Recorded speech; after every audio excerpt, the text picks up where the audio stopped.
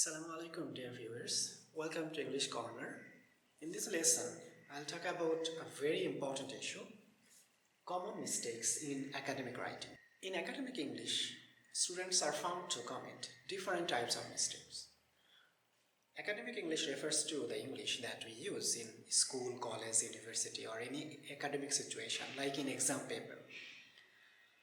In exam scripts as well as in BCS and IELTS answer papers, we find different types of mistakes. And some of these mistakes are very silly, simple. Just being aware of them, students can avoid most of them. So in this video, I'll talk about different types of common mistakes that we find students committing. And I will also give you some tips and tricks to tackle them. We can divide the commonly and frequently committed mistakes into 4 types. The first one is content related. Second one is structure related. Third one is style related. And of course the fourth one is linguistic or grammar related. As this lesson necessitates a long discussion, I will divide this lesson into several videos. And in the first video, we'll talk about content related mistakes. The first type of commonly committed mistake is content related mistake. The content of the student's writing has different types of problems. The question asks for a particular type of answer, particular ideas or particular items or issues to be discussed, and we find that the writing discusses something else, not what the question has asked for. So we find the answer to be irrelevant. We also have irrelevant discussion. Say a question requires 5 points to be discussed, and we find that besides those 5 points, the student's writing discusses or has discussion on some other items which are no way related to the topic or the ideas required by the question. And we find that sometimes students discuss the items in a roundabout way, not directly. Sometimes we find that students' writings do not have sufficient discussion on all the ideas, issues or items. Say the question requires 5 points to be discussed, and we find only 1 or 2 or 3 ideas discussed in full, but the other 2 or 3 items are not discussed, or if they are discussed only in part. But of course, all of them should be discussed in proportion to the requirement of the question. That is, we should have sufficient discussion on each of the topics, on each of the items or each of the ideas which are important for answering the question. Sometimes we also find that students' writings discuss the same idea or ideas repeatedly using different languages. Say at the beginning you discuss a topic, and then after some paragraphs you bring in the same idea and you discuss the same point using different languages or different phrases or words. You should not do this. An item or an issue, an idea should be discussed only once within the purview of your writing. Sometimes we find that there is an initiation of discussion on new ideas, but it is done abruptly. That a new idea is discussed, but it is not linked to the previous idea. Whatever type of writing you are engaged in, it has got some structures, it has got some parts, and all the parts are related. And you should show link among all these parts. Say, in an essay, you have a thesis statement, and the thesis statement has some keywords, key ideas, and all the items should be linked to the thesis statement, as well as if you have 5 paragraphs, all the paragraphs should be linked to each other. And in each paragraph, all the sentences also should be linked to each other. So you cannot initiate discussion on a new topic abruptly without showing a particular type of link to the previous one. Let me give you an example. If you have to write about, say, the advantages of Facebook or using Facebook, you have to write about only the advantage of Facebook. You cannot write about the importance of Facebook. But if you write about the importance of Facebook and other uses of Facebook, or disadvantages of Facebook, it is not a relevant answer. Or you cannot discuss the technological aspects of Facebook. That would be irrelevant discussion. You should discuss directly. You cannot discuss in a roundabout way, indirectly. And of course, all the issues, say Facebook has got, according to you, 5 advantages. So you have to discuss all of them proportionately. You discuss one of them partly and one of them fully, you cannot do so.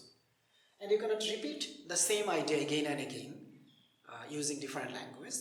All the ideas, all the advantages should be linked together using some cohesive devices or using some linkers, so that all the advantages can be linked to the thesis statement or the topic sentence. Now let me show you some ideas or some ways or tips or tricks to tackle these content-related mistakes.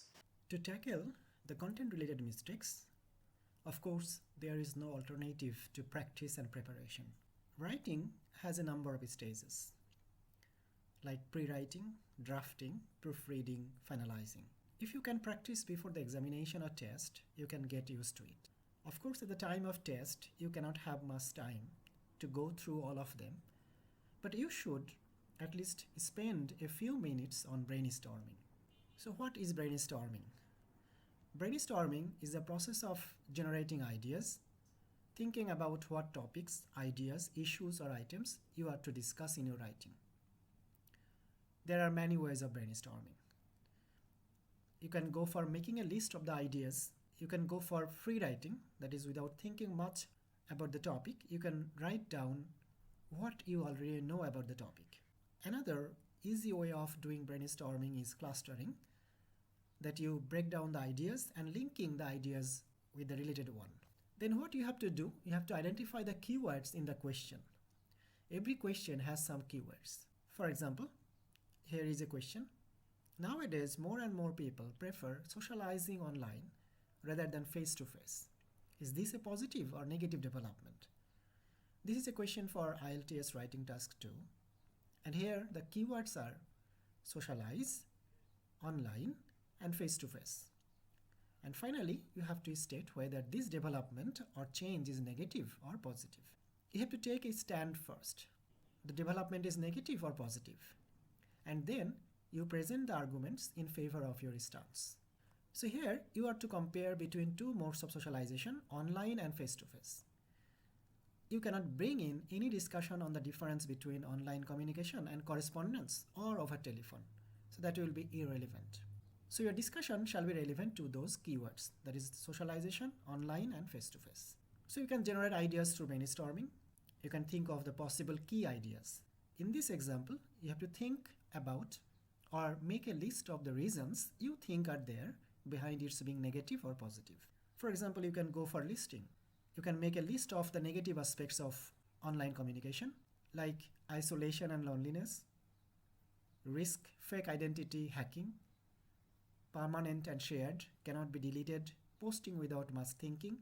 So these are some ideas that you can list and you can later develop your ideas in your writing. Here is an example of clustering. Say you think the development is a negative one, so you have to show negative aspects of online communication.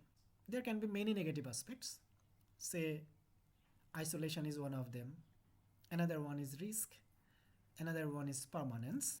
These three key ideas can be subdivided into some related ideas.